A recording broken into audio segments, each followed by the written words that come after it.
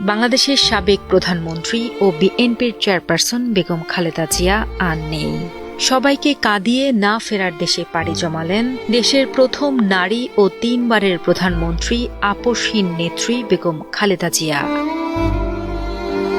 দীর্ঘ অসুস্থতা আর জীবনের নানা চড়াই উতরাই পেরিয়ে তিনি আজ চিরনিদ্রায় শায়িত। মৃত্যুকালে তার বয়স হয়েছিল ৮০ বছর। তার চলে যাওয়া শুধু একটি রাজনৈতিক অধ্যায়ই নয়, থেমে গেল বাংলাদেশের ইতিহাসের এক বড় ঝড়ঝাপটা ভরা দীর্ঘ জীবন কথা। প্রিয় নেত্রীকে হারিয়ে আজ অঝরে কাঁদছেন তার কোটি কোটি ভক্ত অনুসারী। শোকের ছায়া নেমে এসেছে টেকনাফ থেকে তেঁতুলিয়া পর্যন্ত। সাধারণ এক গৃহবধূ থেকে কালক্রমে তিনি হয়ে উঠেছিলেন কোটি মানুষের আস্থার প্রতীক। স্বামী সাবেক রাষ্ট্রপতি জিয়াউর রহমানের নির্মম হত্যাকাণ্ডের পর বিপর্যস্ত দলের হাল ধরেছিলেন শক্ত হাতে। দীর্ঘ ৯ বছরের স্বৈরাচার বিরোধী আন্দোলনে রাজপথে আপসহীন নেতৃত্ব দিয়ে তিনি আবির্ভূত হন বাংলাদেশের প্রথম নারী প্রধানমন্ত্রী হিসেবে।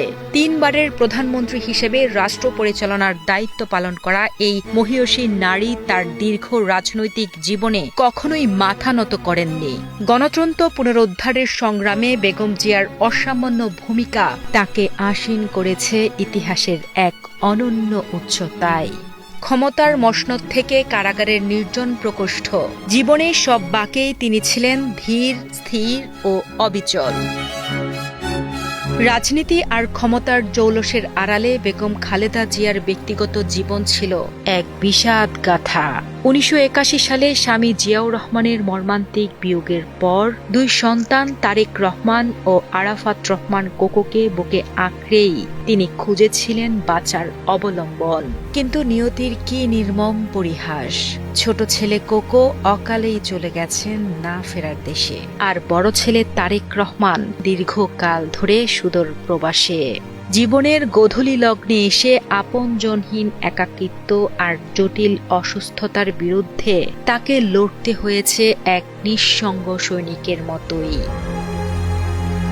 সাবেক প্রধানমন্ত্রী খালেদা জিয়ার প্রয়াণে বাংলাদেশের রাজনীতিতে যে বিশাল শূন্যতার সৃষ্টি হলো তা কখনোই পূরণ হবার নয়।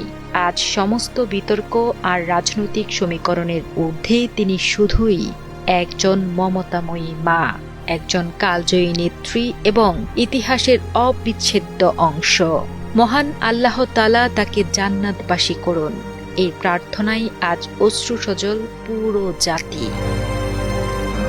বিদায় বেগম খালেদা জিয়া। বাংলার আকাশ বাতাস আর ইতিহাসের পাতায় আপনি বেঁচে থাকবেন অনন্তকাল।